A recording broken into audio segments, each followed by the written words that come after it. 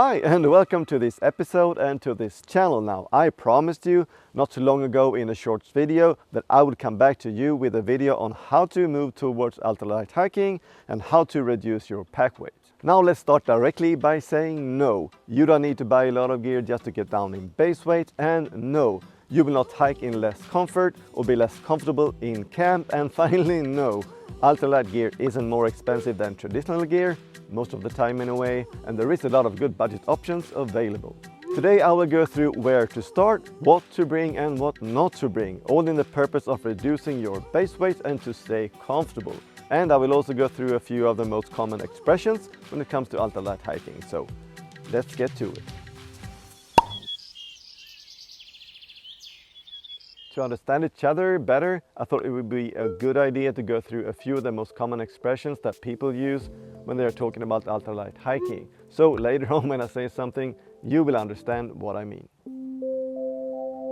First up is the base weight, because that is our aim today, to lower the base weight. And the most common explanation is all the gear you carry in your backpack, including your backpack, but excluding the food, water and fuel. The reason for that is to get a good and comparable weight, and by removing the food, water and fuel, you eliminate the things that will vary depending on the length of your hike. You will clearly need to carry more food on a week-long trip compared to a weekend trip. So the pack will be heavier, but the base weight will remain the same. Worn weight, well, that is the weight of the clothes that you wear. And skin out weight is the combined weight of the base weight and the worn weight, and only excludes your body weight. The base weight for an ultralight hiker is mostly referred to be 4.5 kilo or 10 pounds. But I would say that you're totally on the right track if you can achieve like 5, 6 or even 7 kilos. That is because you won't get a medal for reaching 4.5 kilo, so it is totally up to you. My base weight now for 3-season hiking is 5.4 kilos, the worn weight 1.85 kilos and the skin out weight 7.24 kilos. Just for you to get a good idea of where I'm at. Okay, so let's talk about your journey towards lighter and more comfortable hiking experience by reducing your base weight. And the first thing you do is not to buy new gear. No. But to understand what you need and what you don't need to bring. This is the first and most important exercise, and it will give you a better understanding of your gear and its purpose. Always ask yourself, do you really need this or can I do without? I have divided the action that you need to take in 3 steps. Put all your gear you would normally pack in one big pile. Then put the gear you must have in one pile, the good to have in one, and the comfort items in the last pile. The must-haves are your shelter, pad, sleeping bag and backpack, also known as the big 3. Followed by first aid, cookware, electronics, and clothes to stay warm and to protect you from the weather, plus toiletries. The good to have can be things like a knife, a headlamp, spare clothes and underwear, and a sit pad maybe, and stuff like that. The comfort items is debatable, but I would say like a chair, a pillow, coffee makers, camp shoes and lanterns are just a few. Comfort items for some can be a good to have or even a must have for others. But as a general idea, try to be honest to yourself, and the must haves are more like a need to survive items. Now you have 3 piles, and it is time to move over stuff from the good to have and the comfort items over to the must haves. My recommendation would be to add a pair of underwear, 1 pair, a light source, and also for me, a pillow. Always a pillow. I can't sleep without a good pillow, but this is your personal choice. But be careful and don't add too many. And no, deodorant, soap, earbuds, towel and spare clothes are not a must-have and something that you need to bring. Instead, wash your spare underwear during the evenings to hang and dry during the night in your tent, and be smart and use thin layers to adapt to the outdoor temperature. Don't bring like a lot of spare clothes or like a thick and heavy jacket.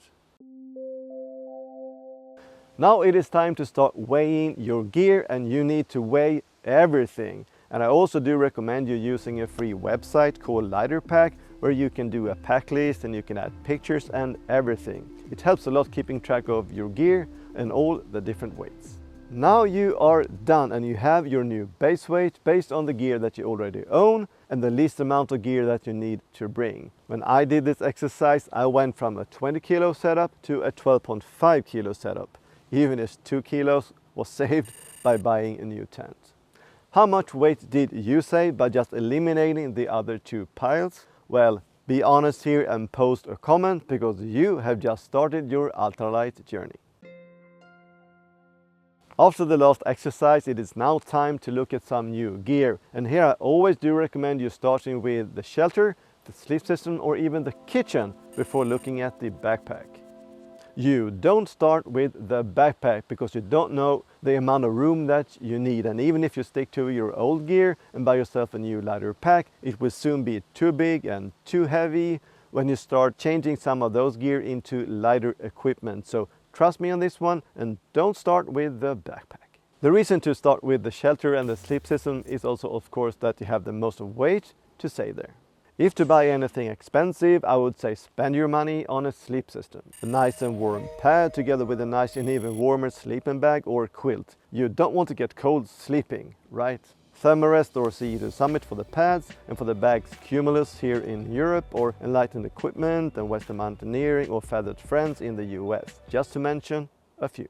If you are on a budget, look at the budget-friendly tents, like the Lanchan tents or maybe a Big Agnes tent. It's nice and not too expensive option together with tents from Big Sky.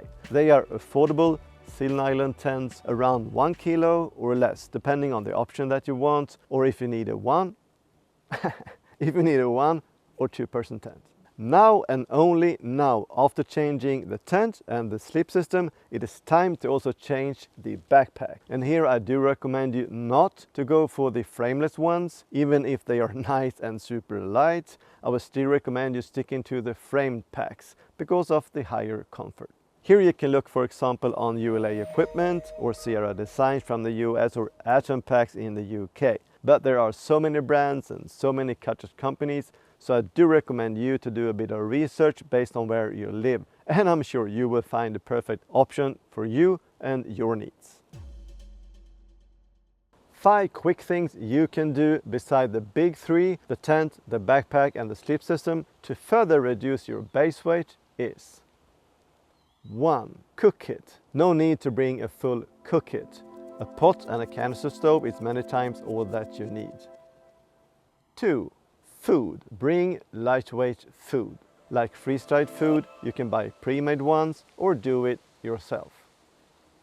3. A meal cozy. Repack your food and eat from a meal cozy.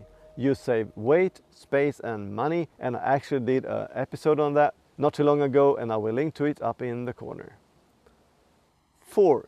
Water bottles. Don't use heavy Nalgene or aluminum bottles, but use the one that you get for free when buying soda, water or juice. They are both lighter and cheaper. 5. Trail runners. Yep, the weight on your feet also matters, and 1 kilo on your foot is like 5 kilo on your back, so stay light and use a trail runner.